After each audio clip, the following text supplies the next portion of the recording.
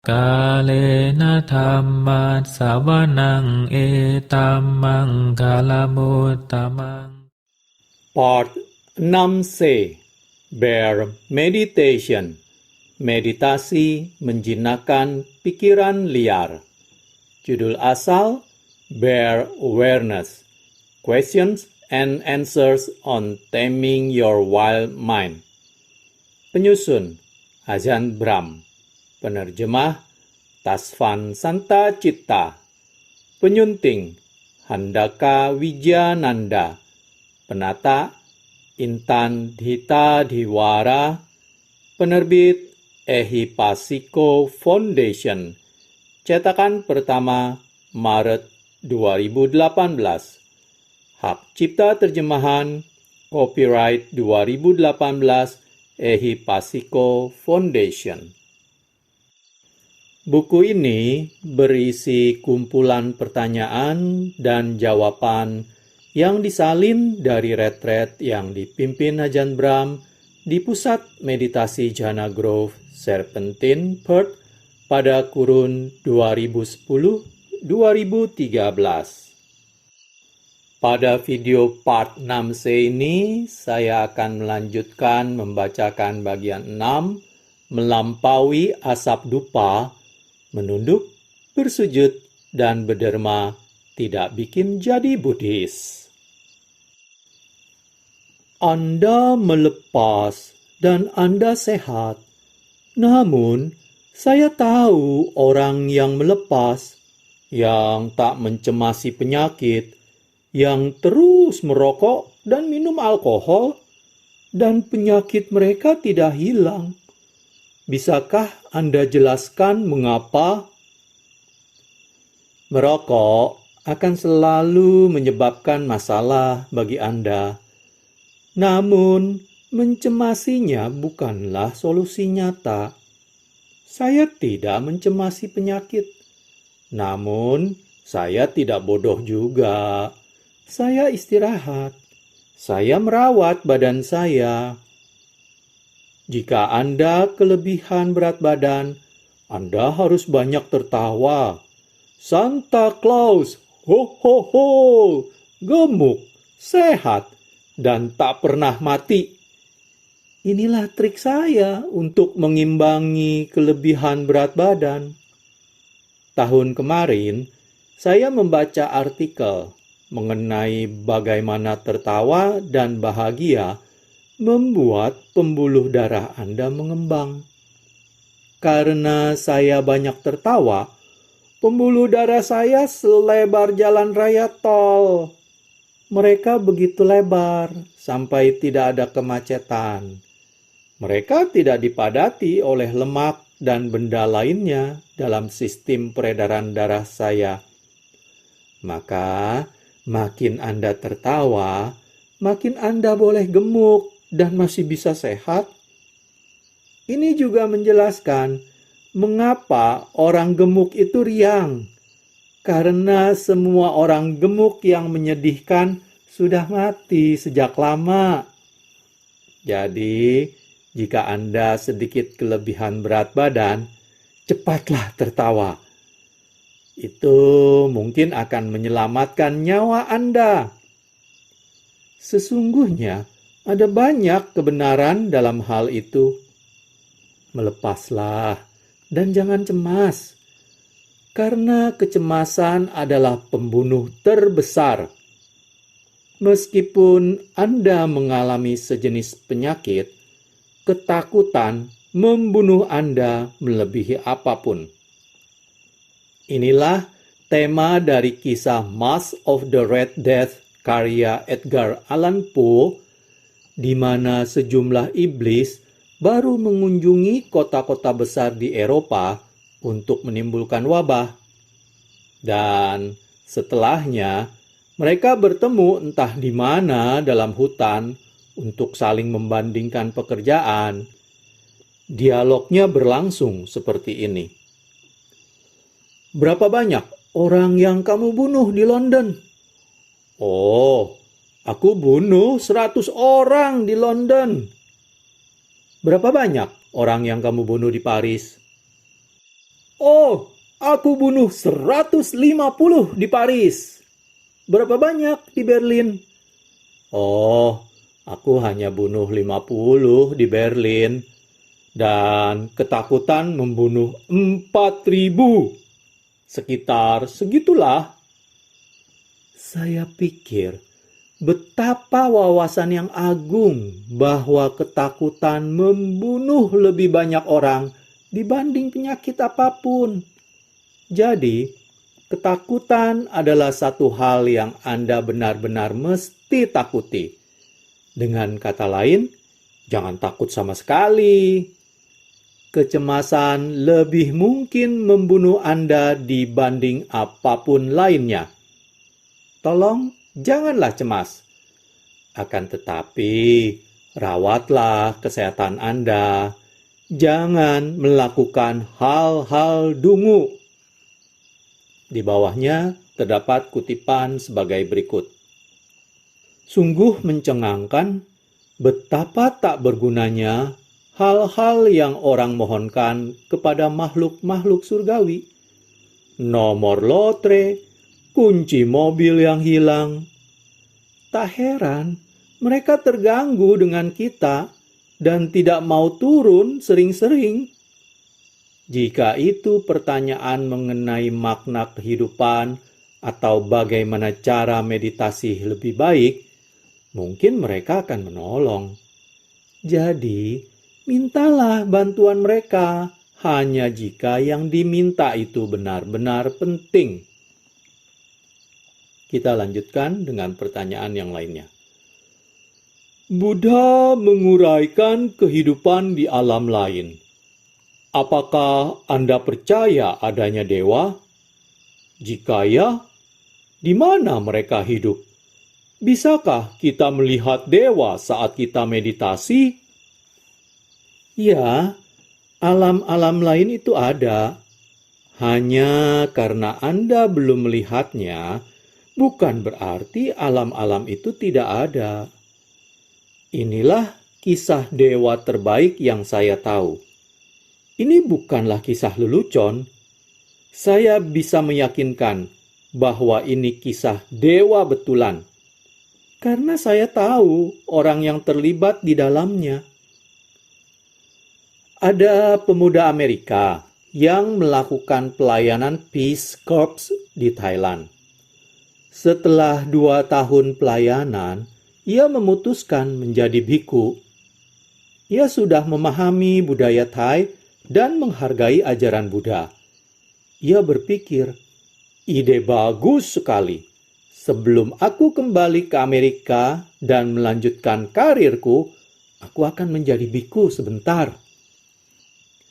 Ia tinggal di sebuah hotel di pinggiran Bangkok dan bertanya ke petugas hotel apa yang harus ia lakukan. Petugas hotel tahu banyak tempat wisata di Bangkok, namun tidak tahu banyak wihara. Akan tetapi, ia tahu satu wihara di tengah kota bernama Wat Bowon. Di sana kadang ada biku barat. Ia memberitahu orang Amerika itu untuk pergi ke Wat Bowon pagi-pagi, membawa makanan untuk didermakan ke para biku yang menyambut derma, lalu memberitahu mereka bahwa ia ingin ditahbis. Karena begitu bersemangat, besoknya ia pergi pagi-pagi dan sampai di Wat Bowon saat wihara itu masih terkunci. Bertanya-tanya apa yang harus ia lakukan, ia mondar-mandir saja. Kemudian seorang pria Thai mendatanginya dan bertanya apa yang ia lakukan. Ia memberitahu orang Thai itu bahwa ia datang untuk mendermakan makanan dan ia ingin menjadi biku. Namun wiharanya terkunci. Pria Thai itu mengatakan bahwa ini masih terlalu pagi. Para biku tidak akan keluar sampai fajar, yang masih beberapa jam lagi. Namun ia mengatakan, tidak masalah, karena ia punya kuncinya. ia akan membolehkannya masuk dan mengantarnya melihat-lihat. Ia mengeluarkan serenceng kunci, membuka gerbang, dan membawanya masuk ke aula penahbisan tempat mereka melaksanakan semua upacara. Orang Thai itu membuka pintu aula utama dan menyalakan lampu. Di wihara di Bangkok, mereka memiliki lukisan tembok di dinding. Lukisan dinding itu berisi suatu kisah. Anda harus tahu di mana mulainya. Lalu Anda mengikuti gambarnya dalam urutan yang benar, seperti komik baris. Kadang, lukisan dinding itu meliputi seluruh tempat. Jika Anda tahu kisahnya, Anda bisa tahu tokohnya dan melihat bagaimana kisahnya digelar. Orang Thai itu tahu setiap hal mengenai lukisan itu, termasuk siapa yang mensponsorinya dan mengapa. Sebagian orang melakukannya karena mereka ingin berbuat jasa kebajikan untuk anak yang meninggal. Misalnya, orang itu begitu luas pengetahuannya, sehingga orang Amerika itu terpana. Kemudian, dengan waktu yang sempurna, ketika mereka sampai ke lukisan terakhir, pria itu mengatakan, "Para biku akan keluar sekitar 5 menit lagi. Keluarlah dari sini, berdiri di depan, dan tunggu seorang biku tua keluar. Mungkin beberapa biku muda akan keluar lebih dahulu, namun tunggulah yang tua. Saat ia keluar, masukkan makanan ke dalam mangkuknya dan mintalah penahbisan darinya." Pria Thai itu mengunci pintu dan mematikan lampu aula. Orang Amerika itu melakukan seperti yang dikatakan orang Thai itu. Ketika seorang biku tua muncul, ia menaruh makanan di mangkuknya dan berkata, "Saya ingin menjadi biku. Tunggu di sini sampai saya kembali, dan saya akan membawa Anda ke dalam," jawab biku tua itu. Begitulah bagaimana ia memulai pelatihan monastiknya. Beberapa hari kemudian, seseorang ditunjuk untuk mengajarinya pelafalan dan peraturan monastik dasar. Namun bahasa Inggrisnya jelek. Orang Amerika itu agak frustrasi dan suatu hari mengatakan, "Tidak adakah orang yang bisa bicara Inggris yang lebih fasih?" Para biku menjawab, "Tidak ada. Ini orang terbaik yang kami punya." "Bagaimana dengan petugas wihara yang mengizinkan saya masuk pada hari pertama? Ia bicara bahasa Inggris dengan sempurna." Karena penasaran, mereka bertanya, "Petugas wihara yang mana?" "Orang yang membuka gerbang dan mengantar saya ke dalam," jawabnya. Mendengar itu, mereka langsung membawanya ke kepala wihara. Soalnya, tidak ada petugas wihara yang bisa bicara bahasa Inggris dengan sempurna. Orang Amerika itu menceritakan kepada kepala wihara mengenai apa yang terjadi pada pagi pertama ia tiba. Kepala wihara menyuruh sekretaris wihara mencatat segalanya dari awal.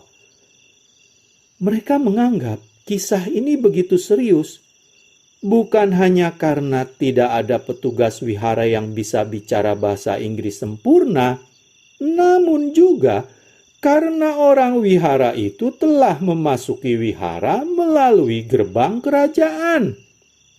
Wat Bowon sesungguhnya adalah wihara kerajaan, tempat raja-raja Thailand ditahbis sebagai biku untuk jangka waktu pendek. Dan satu-satunya yang diizinkan masuk lewat gerbang kerajaan adalah keluarga kerajaan. Bahkan, biku kepala wihara tidak boleh menggunakan gerbang itu. Lagi pula, hanya kepala wihara dan pelayannya yang punya kuncinya. Lalu, tidak ada saklar lampu di tempat mereka menyalakan lampu. Dan tidak ada umat yang memiliki kunci aula. Tambah lagi, bahkan kepala wihara tua pun tidak tahu mengenai lukisan dinding sebanyak itu. Begitu banyak keanehan yang terjadi. Ketika si orang Amerika menyelesaikan ceritanya, kepala wihara itu, yang kelak menjadi sang Raja Thailand, bertanya, "Bagaimana wajahnya? Bisakah Anda ingat ciri-cirinya?" Pada saat itu, orang Amerika itu menengadah dan melihat potret di dinding. "Itu orangnya!" ia berkata dengan girang. "Itu orangnya!" Itu adalah Raja Rama IV, mantan Raja Thailand. Itulah sebabnya ia bisa berjalan melewati gerbang kerajaan. Lalu alasan ia mengetahui semua kisah lukisan dinding adalah karena ia hadir di sana saat lukisan itu diselesaikan sekitar 150 tahun yang silam. Saya kenal biku itu. Itu adalah kisah nyata sesosok dewa, mantan Raja Thai yang terlahir sebagai dewa yang turun membantu seorang dari barat menjadi biku. Dewa itu ada.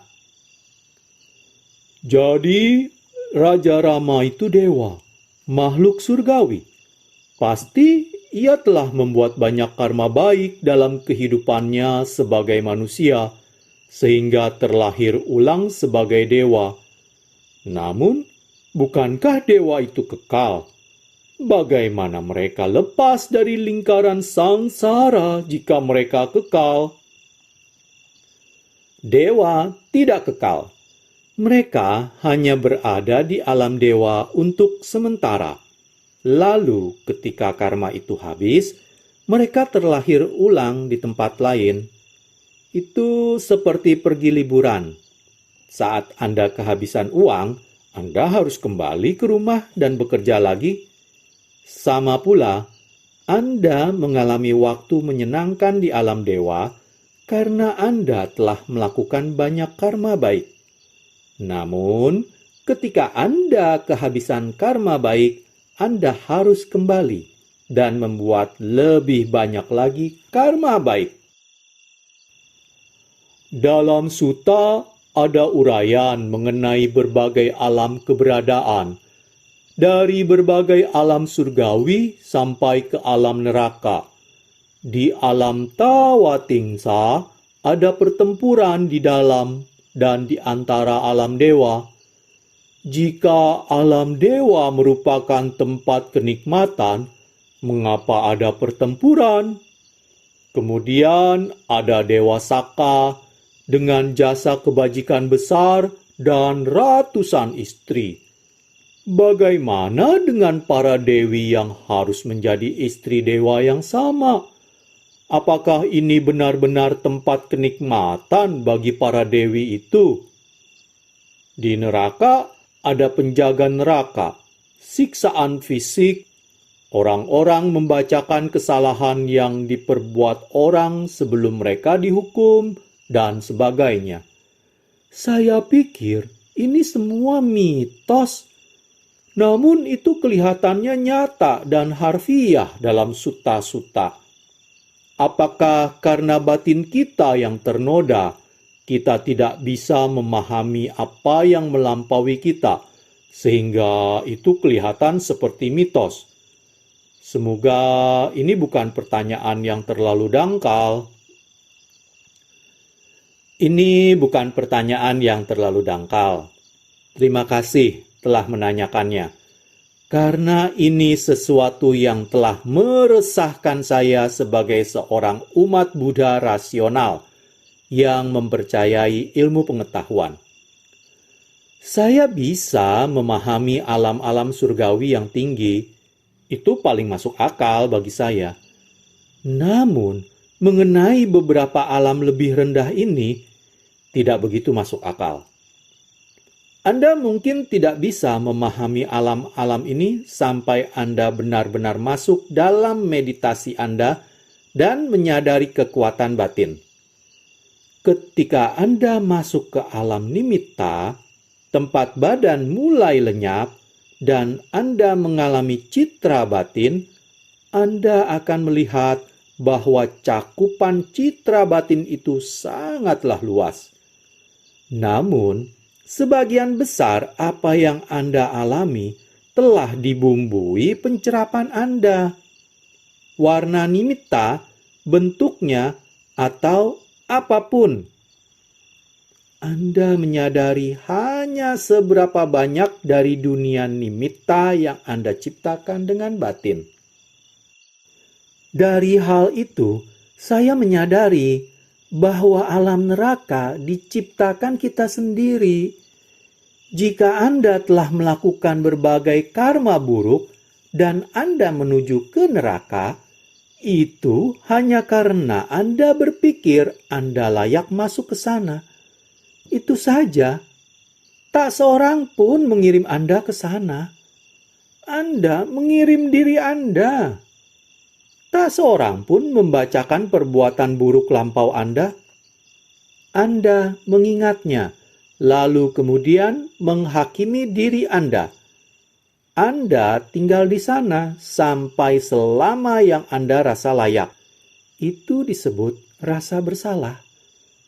Sangat bermanfaat memahami kekuatan rasa bersalah dan bagaimana itu bisa dibebaskan melalui pemaafan, melalui melepas masa lalu.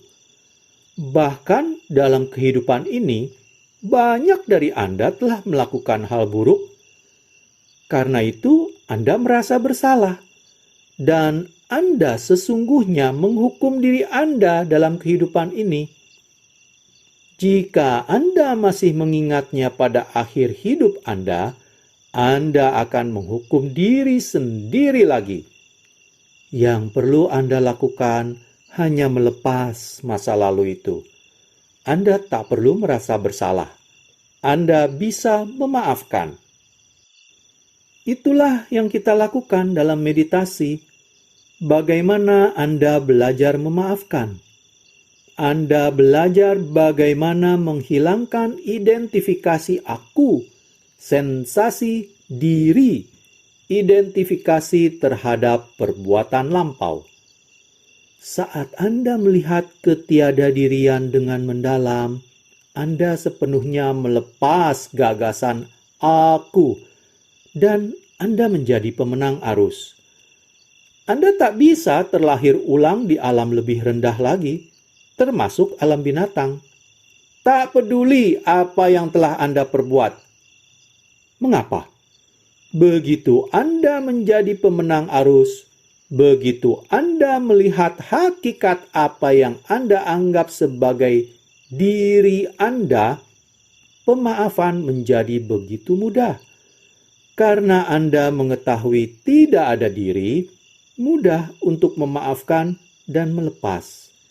Ketika Anda mampu melepas dan memaafkan, baik apa yang telah Anda perbuat ke orang lain maupun apa yang orang lain lakukan terhadap Anda merasakan begitu banyak keterbebasan. Anda menyadari Anda tak perlu berduka mengenai masa lalu. Ketika Anda pergi ke alam surgawi, Anda membuat alam itu menyesuaikan dengan Anda. Kami punya 2 biku Norwegia di wihara kami. Dan mereka menceritakan kepada saya mengenai Walhalla. Walhalla, dalam kurung aula pahlawan yang gugur, adalah tempat orang Viking baik semestinya tuju. Itulah alam surga mereka. Anda hanya bisa pergi ke sana setelah Anda meninggal dalam pertempuran sebagai orang Viking yang baik. Valhalla adalah aula besar dengan pesta besar dengan banyak minuman keras. Anda makan dan minum, kemudian Anda berkelahi. mereka semua saling membunuh. Lalu kemudian Anda bangun lagi dengan lebih banyak makanan, lebih banyak minuman, dan lebih banyak perkelahian.